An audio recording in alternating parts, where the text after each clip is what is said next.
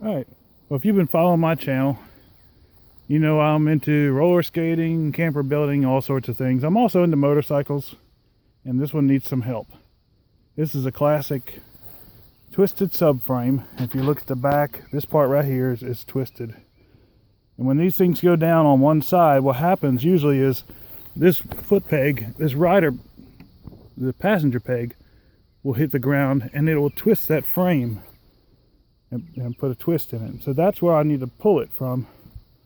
Or at least that's the part I need to pull. What's happening here is I've got it braced against a tree, and I've also got it tied off to keep it from doing a seesaw thing. That's my neighbor shooting. We do that around here. And I've got it tied off to the flaming marshmallow.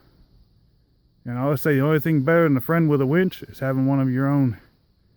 So what we're doing here is we set up, I'm bracing it against the frame where I know it's strong, and I know it needs to pull out from here.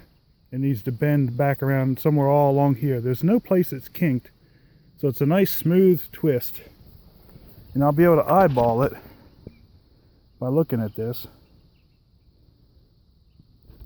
But when I pull on that winch with that cable, pulling on that strap, and that strap, by the way, is not a stretchy strap. It's made for lifting. So it's got little or no stretch to it. That's the only type of thing you can use for this type of work. You really don't want to use chain. Chain can do damage. A strap is nice and gentle when it's wrapped around that tube. But now on the other side, to counteract it, since when I pull on it, it tries to pull the front of the motorcycle around. I've got all this rigged up. I've got another strap, same kind of strap, but I've got the energy dispersed to 4 different points on the motorcycle. One actually goes to the header, one goes through the header and hooks on the back side of the engine. I've got 2. I've got one that's hooked into the frame here, one hooked into a frame bracket up against the frame, and the trick is going to be getting some pull on that member that I want to bend before these straps stretch. That's not normally a tongue twister, but it's hot out here, so forgive me.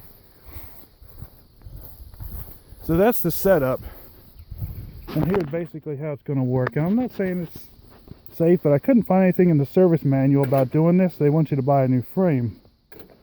I thought, no, we can redneck it. And you can see it's doing all sorts of scary stuff. And I'm just going to do a little bit at a time. And I'm going to stop and check it. It's already straightening it. When I let off, it's going to go back a little. I need to do a little bit at a time. Stop and check it. But that's basically working. It's trying to push the bike forward. So I'm probably going to have to re-rig. Get this so that this board isn't kicking forward. I'll have to pull the whole thing back and go a little more. But that's the setup I'm going to go with, so I can get that frame straight. Once that's straight, I can start hanging plastic back on it. Whoops. Well, might have to start over. But anyway, that's what I'm going with. I have to do a little bit at a time. There's nothing in the books about this. There's no place to stick a 4x4, so wish me luck. But I'll bring it back. That's why they call me Resurrector. Bye. Alright, so yeah, that first attempt didn't work out too well. The problem I had was that this 2x4, let me reiterate, this 2x4 right here that I had between the tree and the bike turned on an angle and the bike fell over. So to stabilize it more, I had to pad everything. I still had to use the 2x4 to keep the shifter and the tank away from the tree, brace it against the frame. I mean, it's a crashed bike. I don't have to be too awful careful, but I do want it to turn out nicely. I did end up pulling it some more and got it what I feel is pretty straight. I moved this strap up from this point. I moved it up to a point where I could actually kind of control the twist. I had it up and over, I had it under, and had to really finesse it just a little bit at a time and look at it and get it right. I had to add some straps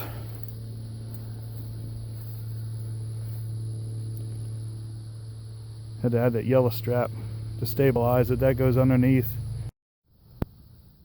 So that was really the hardest part, was counteracting the pull of the winch. So getting this part tied off securely was really difficult. And I don't know, there's got to be a better way to do it. But anyway, be creative, but be careful. Have somebody watching, helping out. And I'm happy with it. I'm going to move on and try to fix the fairing stay next. I'll have to chalk the front end in something and try to work it out until the fairing in the front fits. That's all I got for now. Maybe that'll help you. At least maybe you got a laugh. Bye for now.